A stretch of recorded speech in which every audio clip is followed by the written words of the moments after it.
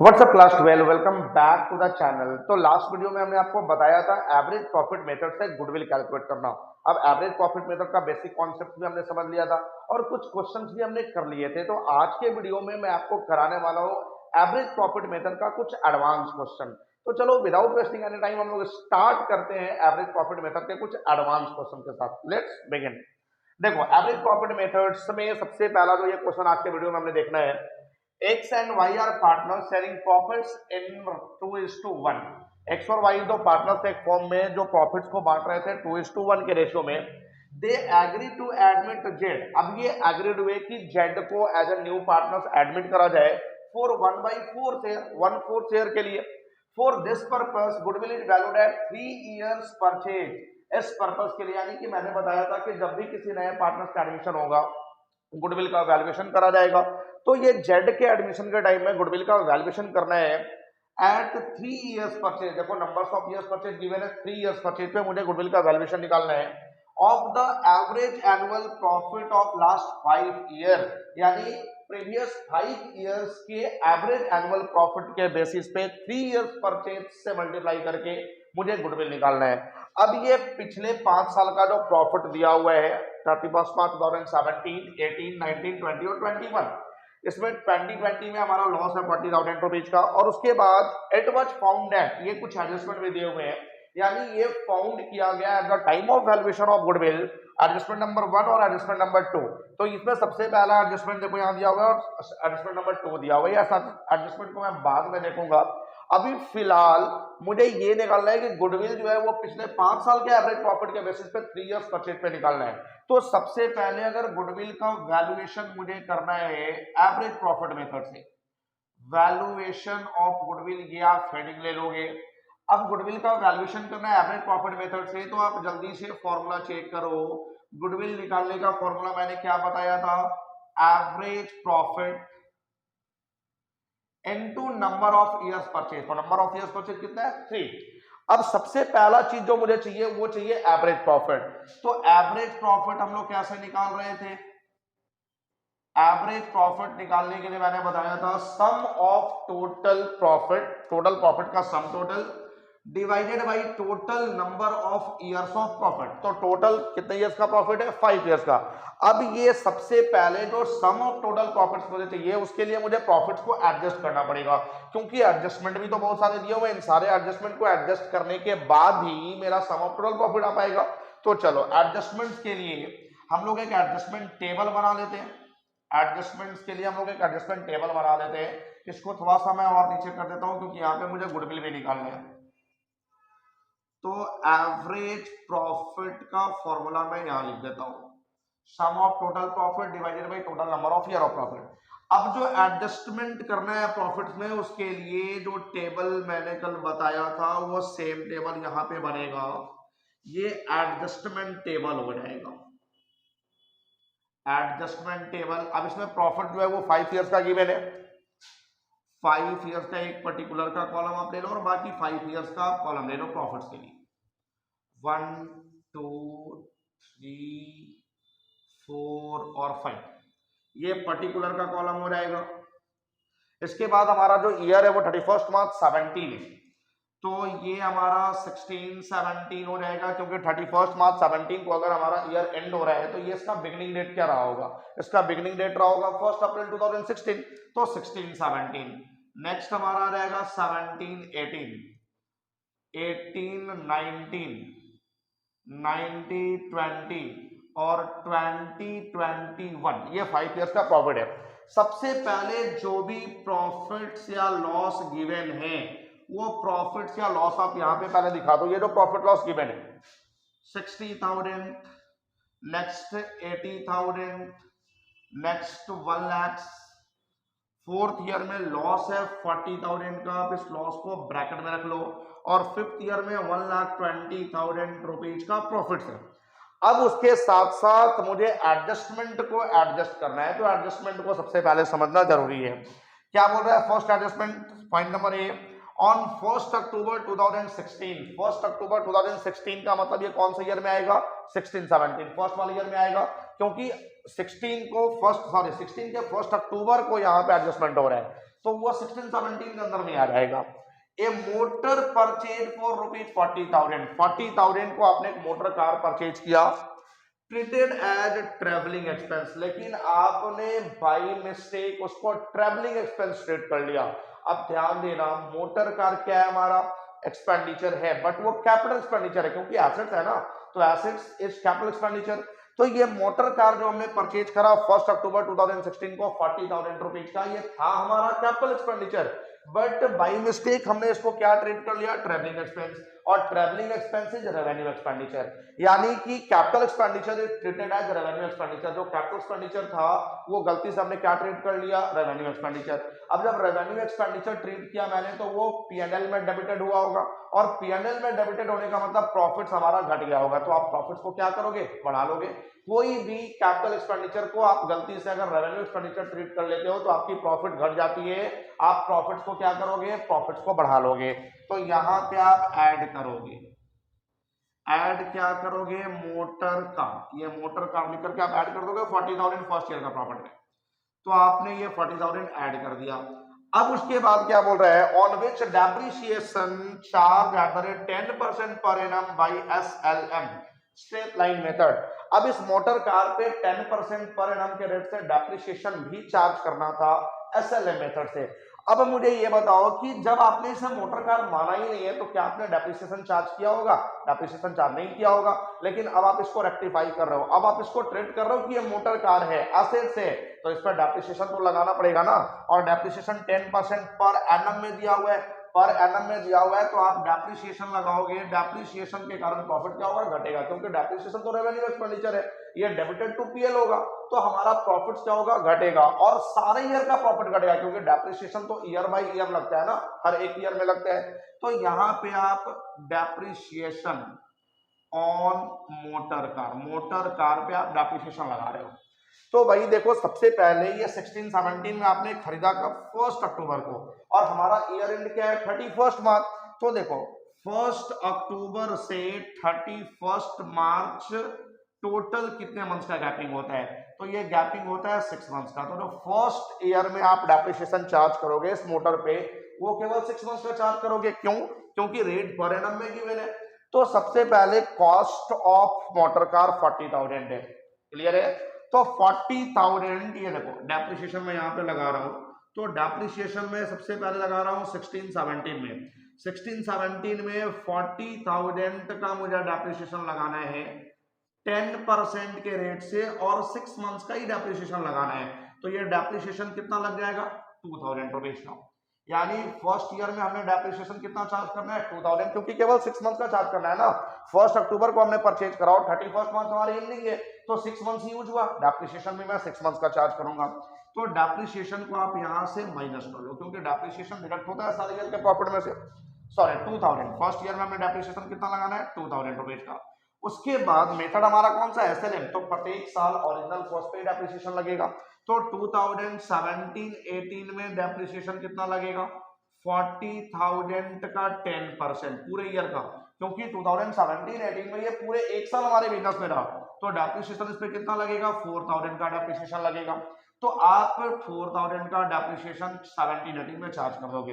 अब SLM method है तो सारे ईयर में तो डेप्रिसिएशन सेम ही रहेगा ना, SLM मेथड मैंने आपको पढ़ाया था क्लास 11 में कि डेप्रिसिएशन सारे ईयर में सेम लगेगा। तो आप बाकी ईयर में भी 4,000 का डेप्रिसिएशन लगा दो इस मोटर कार पे, 4,000 और यहाँ पे भी 4,000, सारे ईयर में डेप्रिसिएशन में लगा दिया। ये एडजस्टमेंट नंबर 1 हमारा क्लियर हो गया। एडजस्टमेंट नंबर 2 क्या बोल रहे हैं कि ड्यूरिंग द ईयर एंडेड 31 मार्च 2021, 31 मार्च 2021 किसके अंडर में आएगा, ये लास्ट वाले ईयर में, क्योंकि 31 मार्च को एडजस्टमेंट करना है, और 2021 सबसे लास्ट ईयर है हमारा। A plant of the original cost rupees 2.5 lakh, एक प्लांट था जिसका ओरिजिनल कॉस्ट कितना था, 2.5 lakh rupees, with book value of rupees 2,20,000, और उसका बुक वैल्यू का मतलब क्या होता है कि उस पर डेप्रिसिएशन चार्ज करते करते करते करते उसका वैल्यू क्या बच गया, 2,20,000, was sold for rupees 2 lakh. यानी कि 31 मार्च 2021 को एक प्लांट जिसका ओरिजिनल कॉस्ट 2.5 लाख था, उस पर डेप्रिसिएशन चार्ज करते करते उसका वैल्यू 2,20,000 बचा हुआ था और उसको हमने सोल्ड कर दिया 2 लाख में। अब मुझे ये बताओ कि 2,20,000 का एसेट अगर मैं 2 लाख में सेल करूंगा, प्रॉफिट होगा या लॉस होगा? लॉस होगा ना, 20,000 का लॉस होगा, क्योंकि 220 का एसेट हमने 2 में बेच दिया, यानी 20,000 का लॉस हो गया। तो ये लॉस नॉर्मल लॉस नहीं है, ये एबनॉर्मल लॉस है, क्योंकि आप इस प्लांट को डेली थोड़ी ना सेल कर रहे हो, ये प्लांट तो हमारा एसेट है और एसेट को हम लोग डेली सोल्ड नहीं करते, कभी कभी सोल्ड करते, तो उस पे जो होने वाला लॉस होगा वो नॉर्मल लॉस नहीं होगा, वो एबनॉर्मल लॉस होगा। और लास्ट क्लास में हमने आपको बताया था कि एबनॉर्मल लॉस को हम लोग क्या करते हैं, एबनॉर्मल लॉस को हम लोग एड बैक कर देते हैं प्रॉफिट में, याद है ना? तो यहाँ पे 20,000 रुपीज का जो एबनॉर्मल लॉस हुआ इस प्लांट को सोल्ड करने पर, उसको आप वापस से ऐड करो। abnormal loss on sale of plant को सेल करने पे एबनॉर्मल लॉस हुआ, कितने रुपीज का? 20,000 का एबनॉर्मल लॉस हुआ। कौन सा ईयर में? 31 मार्च 2020, यानी सबसे लास्ट वाले ईयर में। तो लास्ट वाले ईयर में जाओ और 20,000 के प्रॉफिट को आप ऐड बैक कर दो। अब उसके बाद हमारे पास कोई और एडजस्टमेंट नहीं है, तो यहां से जो हमारा प्रॉफिट निकल के आएगा, ये प्रॉफिट हमारा क्या होगा? यही हमारा फाइनल प्रॉफिट होगा भाई। तो देखो अब प्रॉफिट क्या से निकालो, 60,000 प्लस 40,000, 1 लाख, 1 लाख माइनस 2,000, तो ये हमारा बचेगा 98,000। 80,000 में से आप 4,000 को लेस कर दो तो ये बचेगा 76,000। 1 लाख में से 4,000 आप लेस करो तो ये 96,000 हो जाएगा। 40,000 देखो ये लॉस है और ये 4,000, तो यानी कि ये 44 हो गया, ये 44,000 का लॉस आ गया। और उसके बाद 120 प्लस 20, 140 माइनस 4 कर दो तो ये 136,000 बचेगा। ये हमारी प्रॉफिट्स आ गई। अब मुझे क्या निकालना है? एवरेज प्रॉफिट निकालना है। तो एवरेज प्रॉफिट के लिए सम ऑफ टोटल प्रॉफिट, इन सबका आप सम टोटल पहले निकालो। तो 98 प्लस 76 कितना हो जाएगा? 174, 174 और प्लस 96, 180, 180 और 90, 270, 270 प्लस 136, 4,06,000।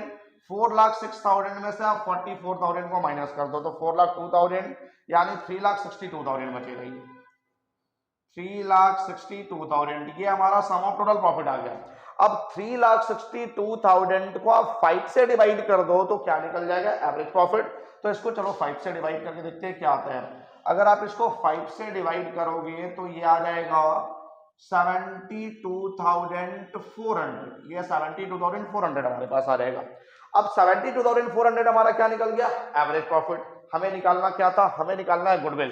तो गुडविल का formula average profit multiplied by number of years purchase. तो देखो एवरेज प्रॉफिट हमारा कितना आया? 72,400 और नंबर ऑफ इयर्स परचेज कितना था? नंबर ऑफ इयर्स परचेज है 3।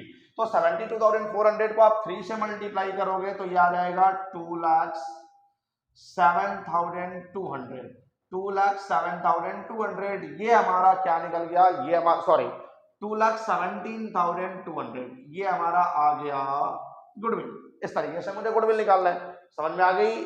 तो ये हो गया हमारा कुछ स्टैंडर्ड क्वेश्चन भी हमने करा दिया, नॉर्मल क्वेश्चन भी हमने करा दिया। अब पूरा का पूरा ये हमारा एवरेज प्रॉफिट मेथड जो है ये क्लियर हो गया। अब हम लोग चलते हैं थोड़ा वेटेड एवरेज प्रॉफिट मेथड भी देख लें कि weighted average profit method basically होता क्या है। तो तब तक आप इसका स्क्रीनशॉट लो, मैं आया जस्ट 2 सेकंड में। चलो तो अब हम लोग जल्दी से देखते हैं वेटेड एवरेज प्रॉफिट मेथड। अब वेटेड एवरेज प्रॉफिट मेथड क्या होता है, सबसे पहले आप इसको समझो। Weighted average profit method.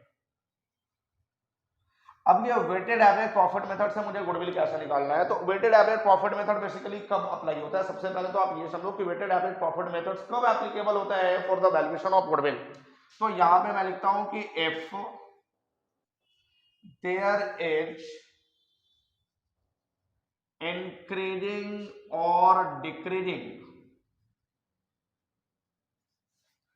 Trend in profits, यानी अगर प्रॉफिट्स में कोई इंक्रीजिंग ट्रेंड होगा या कोई डिक्रीजिंग ट्रेंड होगा तभी वहां पे वेटेड एवरेज प्रॉफिट मेथड से आप गुडविल कैलकुलेट करोगे। अब सर ये इंक्रीजिंग और डिक्रीजिंग ट्रेंड का क्या मतलब होता है? देखो, इंक्रीजिंग ट्रेंड का मतलब होता है कि प्रॉफिट इस तरीके से दिखेगा, 2000, 6000, 10,000, 15,000 इस फॉर्म में प्रॉफिट दिखेगा, यानी बढ़ता हुआ प्रॉफिट नजर आएगा कि पहला साल 2,000, दूसरा साल 6,000, तीसरा साल 10,000, चौथे साल में 15,000, ये बढ़ता हुआ इंक्रीजिंग ट्रेंड इसको बोलते हैं। या फिर डिक्रीजिंग ट्रेंड होगा अगर इसका जस्ट अपोजिट होगा कि पहले 15,000, दूसरे साल में 10,000, फिर तीसरे साल में 6,000, चौथे साल में 2,000, ये होता है डिक्रीजिंग ट्रेंड। तो अगर प्रॉफिट इंक्रीजिंग ट्रेंड में होगा या प्रॉफिट डिक्रीजिंग ट्रेंड में होगा तो उस केस में वेटेड एवरेज प्रॉफिट मेथड हम लोग एप्लीकेबल करते हैं for the purpose of valuation of goodwill. अब यहां पे गुडविल मुझे कैसे निकालना है? देखो, वैल्यूएशन ऑफ गुडविल कैसे करना है वो मैं समझा रहा हूं। Valuation of goodwill by weighted average profit method. तो यहां पे गुडविल आप कैसे निकालोगे? गुडविल निकालोगे वेटेड, साथ साथ इसका नोट्स बना के चलना, weighted average profit into number of years purchase. Weighted average profit को आप मल्टीप्लाइड करोगे नंबर ऑफ ईयर्स परचेज से तो निकल जाएगा गुडविल। बट अब क्वेश्चन ये आता है कि सर ये weighted average profit method, weighted average profit कैसे निकलेगा? तो देखो मैं बताता हूं। वेटेड एवरेज प्रॉफिट कैसे निकलता है? तो वेटेड एवरेज प्रॉफिट को आप इस तरीके से लिख लो, sum of profit into weight, यानी आप इस तरीके से लिखो सीधा सीधा, total weighted average profit divided by total weight. Total weighted average profit को आप टोटल वेट से डिवाइड कर लो तो निकल जाएगा वेटेड एवरेज प्रॉफिट। ये होता है हमारा, समझ में आ गया बात? अब उसके बाद ये टोटल वेटेड एवरेज प्रॉफिट कैसा निकलेगा? देखो क्वेश्चन सेम हमने लिया है, जो अभी जस्ट हमने एवरेज प्रॉफिट मेथड का क्वेश्चन कराया उसी क्वेश्चन में मैंने एडजस्टमेंट को हटा दिया है। यही क्वेश्चन को आप वेटेड एवरेज प्रॉफिट से देख लो। यहाँ पे भी देखो प्रॉफिट्स हमारे 5 ईयर्स के दिए हुए हैं, इसमें 4th ईयर में हमारे पास लॉस है। तो सबसे पहले आप यहाँ पे क्या ले लो? एक आप ईयर ले लो, यहाँ पे ईयर ले लो आप यहाँ पे, तो ईयर हो गया। उसके बाद एक आप प्रॉफिट्स या लॉस का कॉलम ले लो, जो भी प्रॉफिट्स या लॉस गिवन है। इसके बाद एक वेट का कॉलम ले लो, वेट हो गया। और उसके साथ साथ आप वेटेड एवरेज प्रॉफिट ले लो, वेटेड एवरेज प्रॉफिट, ये आ गया वेटेड एवरेज प्रॉफिट। या फिर आप यहां पे ये भी लिख सकते हो, वेटेड एवरेज प्रॉफिट ना लिख करके आप टोटल प्रोडक्ट यहां पे ले लो, टोटल प्रोडक्ट, ठीक है। तो प्रोडक्ट कैसे निकलता है जी? ये प्रोडक्ट निकलता है जो हमारा प्रॉफिट्स है और जो हमारा वेट है, इसको आप मल्टीप्लाई कर दो, यानी प्रॉफिट मल्टीप्लाइड बाय वेट। तो यहां से हमारा क्या निकल जाएगा? यहां से हमारा प्रोडक्ट निकल जाएगा, और जो टोटल प्रोडक्ट आएगा उसको आप टोटल वेट से डिवाइड कर देना, तो यहां से निकल जाएगा हमारा वेटेड एवरेज प्रॉफिट। सिंपल है। ईयर हमारा क्या था? ईयर हमारा 2016-17, 2017-18, 18-19, 19-20 और 20-21, ये हमारा प्रॉफिट था। क्लियर है? सॉरी, ये ईयर था। प्रॉफिट्स क्या गिवन है? पहले साल का प्रॉफिट है 60,000 रुपीज का, सेकंड ईयर का प्रॉफिट कितना है? 80,000 रुपीज का, third year 1 lakh rupees, fourth year में 40,000 रुपीज का लॉस है, और फिफ्थ ईयर में 1,20,000 रुपीज का प्रॉफिट है। क्लियर है? अब जो वेट होगा ना वो क्वेश्चन में गिवन होगा कि इस तरीके से गिवन होगा कि wait as assumed 1, 2, 3, 4, 5 respectively for the year ended 31st March 2017, 18, 19, 20 and 21, ये दिया हुआ है। सिंपल है। अब सिंपल से मैंने हमने बताया कि वेट जो लेना है ना वो ईयर बाय ईयर प्रॉफिट के अकॉर्डिंग लेना है कि जैसे जैसे प्रॉफिट हमारा इंक्रीज करते जाएगा वो वेट भी हम लोग इंक्रीज करते चले जाएंगे। तो देखो प्रॉफिट्स में जो वेट लेना है फर्स्ट ईयर में 1 2 3 4 और 5 ये हमारा वेट हो गया। अब मुझे क्या निकालना है, प्रॉफिट इंटू वेट करके मुझे प्रोडक्ट निकाल लेना है। तो प्रॉफिट इंटू वेट 60,000 इंटू 1 60,000 आ जाएगा, ये 80,000 इंटू 2 1,60,000 आ जाएगा, 1 लाख इंटू 3 ये 3 लाख आ जाएगा, और ये 40,000 को मल्टीप्लाई करोगे 4 से तो ये 160 आएगा, बट ये लॉस है तो इसको आप ब्रैकेट में रखोगे 120 इंटू 5 ये 6 लाख आ जाएगा। तो ये हमारे प्रोडक्ट्स आ गए, प्रॉफिट मल्टीप्लाई बाई वेट। अब क्या करो, आप इनका सम टोटल कर दो और वेट का भी सम टोटल कर दो। तो वेट का सम टोटल करोगे 15 आ जाएगा, बट इनका सम टोटल क्या आ रहा है, तो 160 प्लस 60 220 520 1120 1120 में से आप 1 माइनस करो तो 10 20 60 यानी 9,60,000 आ जाएगा। तो टोटल आ गया हमारे पास 9,60,000। अब सबसे पहले मुझे क्या निकालना है, मुझे निकालना है वेटेड एवरेज प्रॉफिट। तो टोटल प्रोडक्ट्स को हमने टोटल वेट से डिवाइड करना है। चलो सबसे पहले आप यहां से निकालो वेटेड एवरेज प्रॉफिट, है ना, शॉर्ट में हमने लिखा है, आप शॉर्ट में नहीं लिखोगे। वेटेड एवरेज प्रॉफिट तो टोटल प्रोडक्ट्स हमारे कितने आ गए, टोटल प्रोडक्ट्स हमारे आ गए 960 डिवाइडेड बाई टोटल वेट्स हमारे कितने आ गए, तो टोटल वेट्स आ गए 15। अब अगर आप इसको डिवाइड करोगे तो यहां से कितना आ जाएगा 6 आ जाएगा, उसके बाद ये 6 यानी 64,000 ही आ गया हमारा, 64,000 क्या आ गया वेटेड एवरेज प्रॉफिट।